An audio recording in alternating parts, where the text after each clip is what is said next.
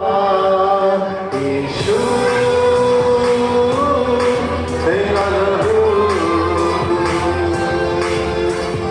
देता है मुझको क्षमा।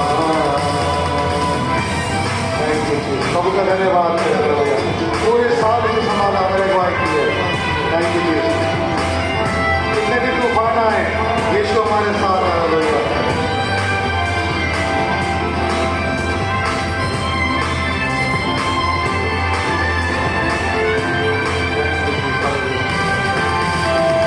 जीवन में तूफान जब आता है, तू ही मसीहा बचाता है।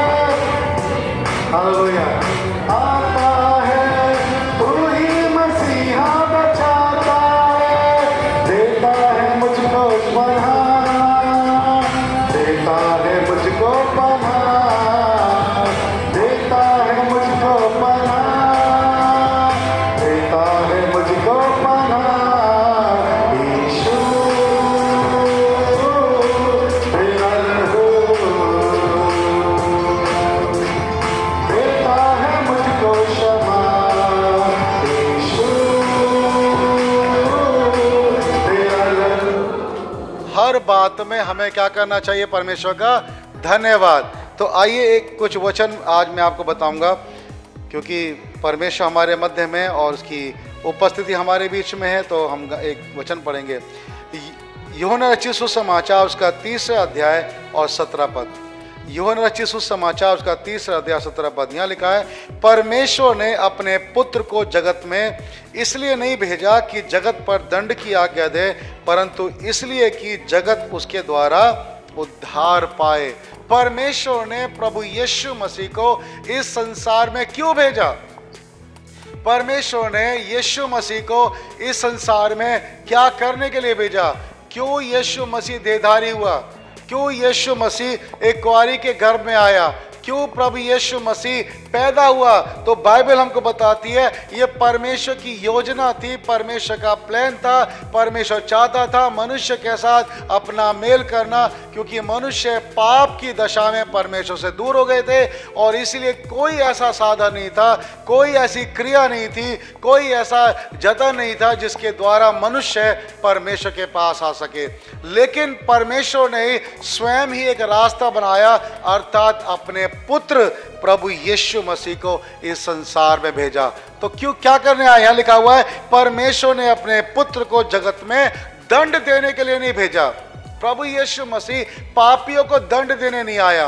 प्रभु यीशु मसीह किसी को नाश करने नहीं आया। प्रभु यीशु मसीह किसी को श्राप देने नहीं आया। प्रभु यीशु मसीह किसी के घर में मातम करने के लिए नहीं आया, परंतु प्रभु यीशु मसीह इसलिए आया ताकि जगत पे जो दंड था उसे मुक्त करा सके, संसार पे जो पाप की आज्ञा थी, मृत्यु थी, उससे बचा सके। प्रभु यीशु मसीह इस संसार में आया परमेश्वर की इच्छा के अनुसार, क्योंकि परमेश्वर ने चाहा मनुष्य से मेल करना, और इसलिए प्रभु यीशु मसीह इस संसार में आया। तो परमेश्वर ने उसको भेजा ताकि जगत उसके द्वारा उद्धार पाए। तो परमेश्वर ने यीशु को क्यों भेजा?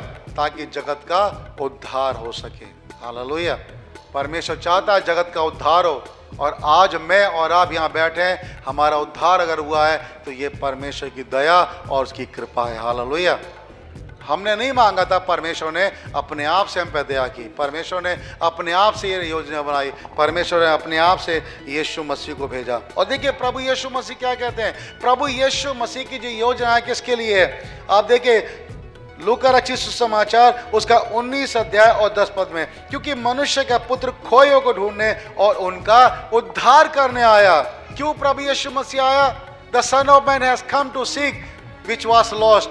जो खो चुके हैं, कहाँ? पापों में, अंधकार में, जो परमेश्वर को ढूंढ रहे हैं, परमेश्वर नहीं मिल रहा, ईश्वर को ढूंढ रहे हैं, ईश्वर तक नहीं पहुंच पा रहे हैं। प्रभु यीशु मसीह कहता है मैं इसलिए आया ताकि कोई भी नाश ना हो, खोए हुए को ढूंढने और उनका उद्धार करने। प्रभु यीशु मसीह का एक ही उद्देश्य था, और वो था उद्धार, और कोई दूसरा उद्देश्य नहीं है। लेकिन देखिए प्रभु यीशु मसीह का क्या उद्देश्य है? यानी कि परमेश्वर का पुत्र इसलिए प्रकट हुआ कि शैतान के कामों को नाश करे। हालेलुया। क्यों आया यीशु मसीह? मनुष्य को नाश करने नहीं, इंसानों को दंड देने नहीं, इंसानों को श्राप देने नहीं, परंतु प्रभु यीशु मसीह शैतान के कामों को नाश करने आए। हालेलुया। कितनी खुशी की बात हमारे लिए कि प्रभु यीशु मसीह ने हमारे लिए कोई भी दंड नहीं रखा। कितनी खुशी की बात है कि परमेश्वर ने हम पर दंड की आज्ञा नहीं दी, परंतु यीशु को भेज दिया ताकि हम छुटकारा पा सके। परमेश्वर ने यीशु को शैतान को नाश करने के लिए, उसके कामों को नाश करने के लिए इस दुनिया भेजा, और यीशु मसीह का उद्देश्य था शैतान के कामों को नाश करना। तो जब हम यीशु के पास आते हैं, शैतान के काम हमारे जीवन से चले जाते हैं। हालेलुया। बुरे विचार, बुरी बातें, है ना, बुरी बुरी संगति, अशुद्ध बातें, अधर्म हमारे जीवन से क्या होता है? दूर हो जाता है। हमारी देह से अधर्म दूर हो जाता है। जब यीशु मसीह आता है, हमारा नया जन्म होता है, शैतान के काम नाश हो जाते हैं, हम नए व्यक्ति बन जाते हैं, हमारा नया जीवन मिलता है, हम नई सृष्टि हो जाते हैं। सो यदि कोई मसीह में है तो वो क्या है? नई सृष्टि है। हालेलुया। परंतु नई सृष्टि है, we are new creation in Christ Jesus. हम यीशु मसीह में एक नई सृष्टि बन जाते हैं। कब? जब शैतान के काम हमारे जीवन से नाश होते हैं। तो जब यीशु मसीह आता है, हमारे जीवन में शैतान के काम क्या होते हैं? नाश होते हैं। तो यीशु मसीह का आने का उद्देश्य क्या था? शैतान के कामों को नाश करना। हालेलुया। तो क्या मेरे और आपके जीवन में क्या शैतान के काम नाश हुए हैं? अगर अभी भी हमारे अंगों में, हमारी देह में शैतान के काम पाए जाते हैं, तो हमारा उद्धार अभी तक नहीं हुआ है। हमारे पास समय, हम यीशु मसीह के पास आए। हालेलुया। और देखिए प्रभु यीशु मसीह क्या करने आए। तीसरी और अंतिम बात यहाँ लिखा है, यूहन्ना रचित सुसमाचार उसका 10 अध्याय 10 पद में, चोर किसी और काम के लिए नहीं, परंतु केवल चोरी करने, घात करने और नष्ट करने को आता है। लेकिन प्रभु यीशु मसीह कहते हैं कि मैं इसलिए आया, I have come that they might have life. Hallelujah. मैं इसलिए आया कि वे जीवन पाएं, और थोड़ा बहुत नहीं, कितना?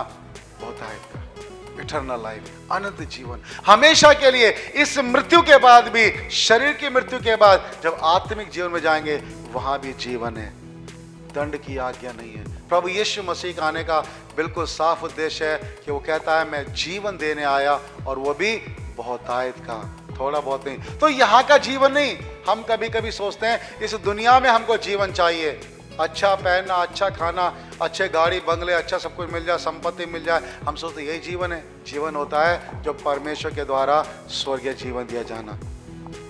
जीवन वो है जिसमें आनंद हो, शांति हो, परमेश्वर की उपस्थिति हो, जिसमें परमेश्वर का मसा हो, जिसमें प्रभु हमारे साथ रहता हो। थोड़े पल का नहीं देता। चाहे हमारे पास खाने को ना हो, लेकिन हम संतुष्ट रहेंगे। हालेलुया। चाहे हमारे पास पहनने को ना हो, लेकिन हम खुश रहेंगे। चाहे हमारे पास रहने को ना हो, लेकिन हम आनंदित रहेंगे प्रभु में, क्योंकि वो जीवन जो प्रभु हमें देता है, उसमें खुशी है, उसमें संतुष्टि है, उसमें जीवन है, बहुत ताकत का जीवन है। फिर हमारी आंखें यहाँ नहीं लगती है, फिर हमारी आंखें परमेश्वर की ओर लगती हैं। हालेलुया। कोलोसियों की पत्री और उसका 3रा अध्याय देखिए, परमेश्वर का दास पौलुस एक बहुत अच्छा वचन हमको बताता है। क्या कहता है प्रभु का वचन? हमको समझाता है, अतः जब तुम मसीह के साथ जिलाए गए, स्वर्गीय वस्तु की खोज में रहो। देखिए, अतः जो तुम मसीह के साथ जिलाए गए, इसका मतलब पाप में मरे हुए थे, पाप की दशा में थे। जब प्रभु यीशु मसीह आया, हमें जीवन मिला। पहले हम मुर्दा दशा में थे, परमेश्वर को नहीं जानते थे। यीशु मसीह आया, हमें जीवन मिला, हम जीवित हो गए। अब हम मसीह में जिलाए गए। तो लिखा, जब मसीह के साथ जिलाए गए तो क्या करो? स्वर्गीय वस्तु की खोज में रहो। हालेलुया। किस खोज में रहो? स्वर्गीय वस्तु की खोज में रहो। स्वर्गीय वस्तु कहाँ मिलेगी हमको? स्वर्गीय वस्तु क्या है? स्वर्गीय वस्तु अनदेखी वस्तुएं हैं जो मनुष्य अपनी आंख से देख नहीं सकता। हालेलुया। वो स्वर्गीय आनंद, स्वर्गीय उपस्थिति, परमेश्वर के वरदान, परमेश्वर की आशीषें, बहुतायत का जीवन जो परमेश्वर की ओर से मिलता है, जिनको हमने देखा नहीं है, वो यीशु मसीह में हम प्राप्त करते हैं। यहाँ का जीवन और यहाँ के बाद मृत्यु के बाद का जीवन प्रभु यीशु मसीह में वो स्वर्गीय जीवन देता है। इसलिए प्रभु का दास कहता है, स्वर्गीय वस्तु की खोज में रहो जहाँ मसीह वर्तमान है। था नहीं, है, था, है और रहेगा, कल, आज और हमेशा एक सा है, वो कभी बदलता नहीं है। वो जो जीवन देता है वो हमेशा के लिए देता है। तो हमारी जो खोज है, हमें क्या ढूंढना चाहिए? तभी तो प्रभु यीशु मसीह ने कहा कि संसार की वस्तु की खोज में मत लगो।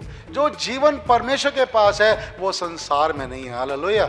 जो आनंद परमेश्वर के पास है वो संसार में नहीं है। परमेश्वर हमें अलौकिक आनंद देता है जहां मसीह वर्तमान है। अगर आज हम यीशु मसीह को देखें तो आज यीशु मसीह एक दूध पीता छोटा बच्चा नहीं है। हालेलुया। क्या है यीशु? क्या है यीशु? छोटा बच्चा यीशु क्या बन चुका है? वो राजाओं का, प्रभुओं का, कहां बैठा है? वो पिता के दाहिने हाथ बैठा है, अभी सिंहासन पे विराजमान है। सोचिए, हम यीशु मसीह को बच्चा समझने की भूल ना करें। आज वो वर्तमान है, आज उसकी खोज में लगे। आज इस चक्कर में मत रहिए कि यीशु मसीह छोटा बच्चा है। नहीं, वो राजाओं का राजा, प्रभुओं का प्रभु।